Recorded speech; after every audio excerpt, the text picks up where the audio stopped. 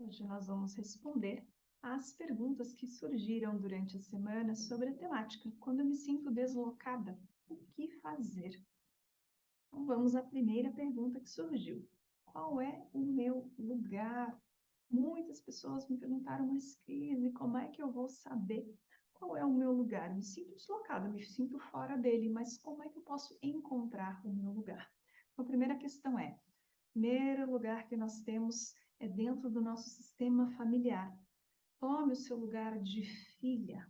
Olhe que nessa fila de existência da sua família existe um lugar para você. Então vieram primeiro seus pais, depois veja certinho a ordem de nascimento, qual o seu lugar diante dos seus irmãos, mesmo aqueles que não tiveram continuidade, algum aborto espontâneo, algum irmão seu que faleceu tão logo tenha nascido, todos têm direito a ter um lugar neste sistema. Essa consciência ela esteve ali por algum momento e tem o direito a pertencer. E nesse seu lugar, então, diante dos seus pais, você é pequena.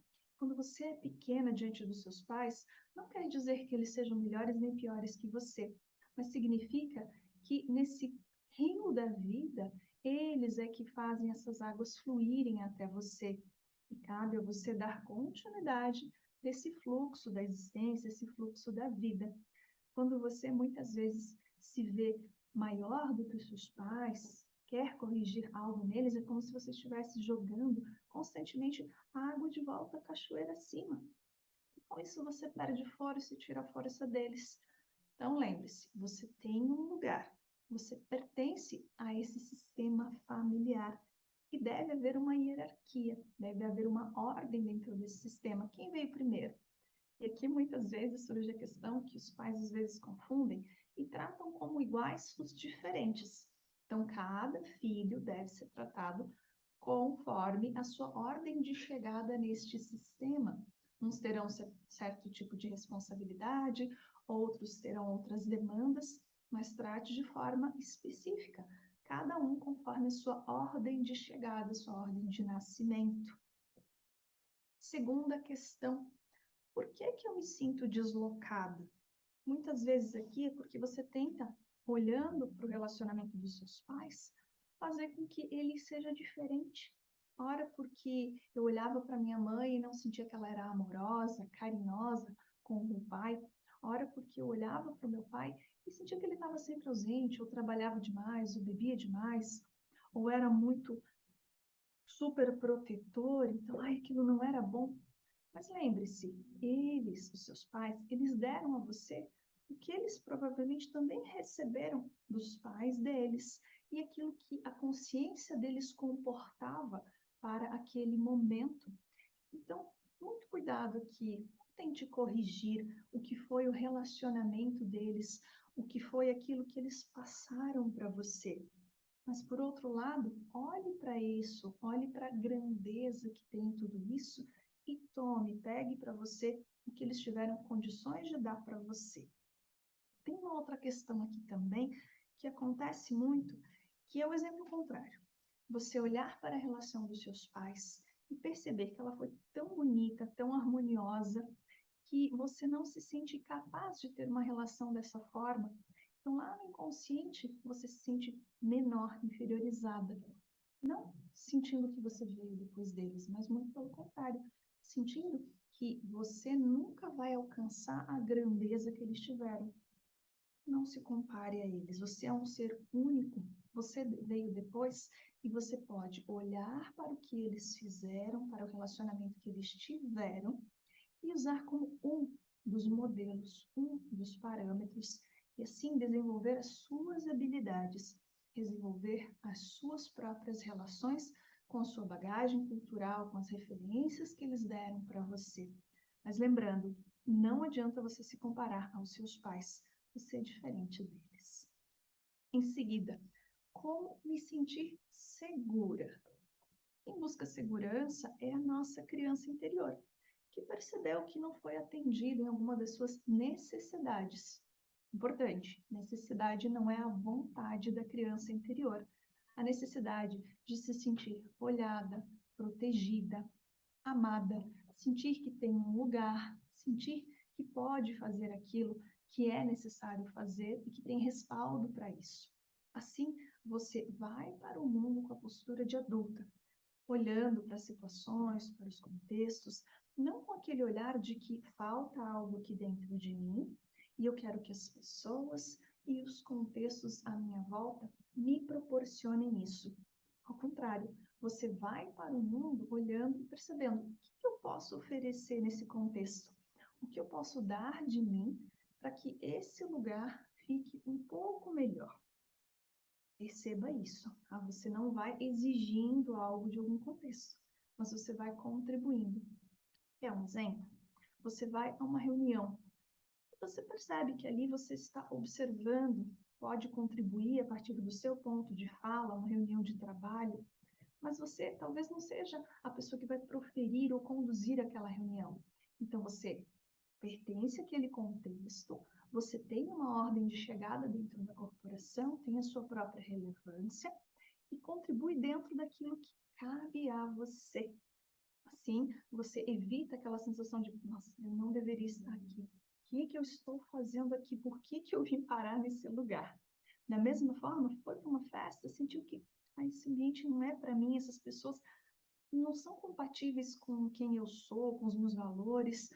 Fique o tempo que for necessário, prestigie o seu anfitrião, a pessoa que convidou você a estar ali, fique enquanto você se sentir bem e não há problema algum em você sair antes. Assim, você começa a perceber como se tratar bem diante de cada um dos contextos. E aí vem uma outra questão aqui. Por que eu me sinto deslocada e eu fujo? Então, usando esse exemplo que eu dei há pouco da festa, ao invés de você simplesmente sair, meu Deus, que lugar horroroso, não quero ficar aqui, interiorize, pergunte-se, por que eu estou me sentindo deslocada aqui? O que traz a mim essa sensação? Quais são as memórias, os gatilhos que estão sendo ativados dentro desse contexto? Não vá embora sem percebê-los primeiro. Faça essa autoobservação, essa autoanálise, e só assim você poderá definir: estou agindo a partir da minha conduta, da minha posição de adulta, ou estou acuada, assustada num canto, tentando me blindar de uma dor emocional que eu resgatei lá da minha memória inconsciente. Então, comece a fazer esses questionamentos aí dentro de você, para que todas as situações tragam a você a oportunidade de crescimento. Isso é muito importante. Quando você chega num lugar e vai se sentindo inferiorizada, você ainda está no que nós chamamos de triângulo dramático. Ou você se coloca como vítima, ou se coloca no lugar de salvadora, preciso arrumar, preciso organizar, preciso ajeitar que isso aqui não está bom, ou no lugar de vilã, usando, nossa, mas que lugar horrível, meu Deus, essas pessoas, o que elas pensam, por que elas estão fazendo isso ou aquilo. Pare novamente, coloque-se no seu adulto, né, na sua postura de mulher adulta, e observe o contexto. Nem sempre você precisa interferir em algo. Não lhe cabe, muitas vezes, fazer nada naquele contexto. Apenas observar, usufruir, interagir quando você sentir que é apropriado e ok. Nós temos muita tendência da reatividade. Algo nos toca, nós imediatamente já tendemos a reagir, reagir e reagir. Devagar. Respire, observe e aprenda a usufruir um pouco mais da vida. Isso é muito importante. Tá? E também a questão, estou deslocada, tendo a fugir. Opa, olhe para o seu sistema familiar. Vá lá no fundo, na sua memória coletiva, na memória familiar, e procure trazer à sua consciência quem foi excluído. Um exemplo, você vai buscando na sua memória e lembra de um tio que foi largado no altar, que a companheira foi embora e ele se entristeceu muito e aquilo causou um sério problema emocional dele e essa história foi sendo transmitida de geração em geração. Então, no seu inconsciente, você ainda está lá, sentada ao lado do seu tio, lhe fazendo parceria, companhia. Com isso, você não contribui nem com ele e nem com você.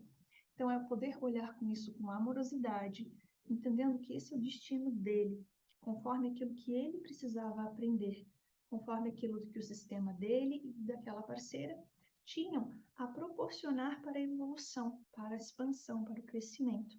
E que você, por uma honra, por um carinho, por um amor muito grande, sua alma deixa você conectado àquela pessoa. Então, você vai aprender, pouco a pouco, a deixar com as pessoas o que lhes cabe e extrai para si as lições, as percepções, os ensinamentos. Senão, é como se aquele tio ainda estivesse olhando para você e dissesse: o que você está fazendo aqui? Eu já sofri essa parcela. Vá para a sua vida. Viva. Então, você conseguir fazer esses movimentos. Esses são apenas exemplos, mas são situações pelas quais nós tendemos a passar no nosso cotidiano. E da mesma forma, mas eu não me sinto encaixada nesse bairro, nessa rua, nesse país, nessa empresa, nesse colégio, nessa faculdade. Sempre observe qual é a memória que está sendo ativada. Memória de nacionalidade. Muitas pessoas sentem que quando ouvem falar de algo, de algum país, ou quando vão visitar determinado país, não se sentem bem. Será que algum ancestral seu teve algum trauma, passou por alguma situação desagradável, desconfortável, traumática naquele contexto?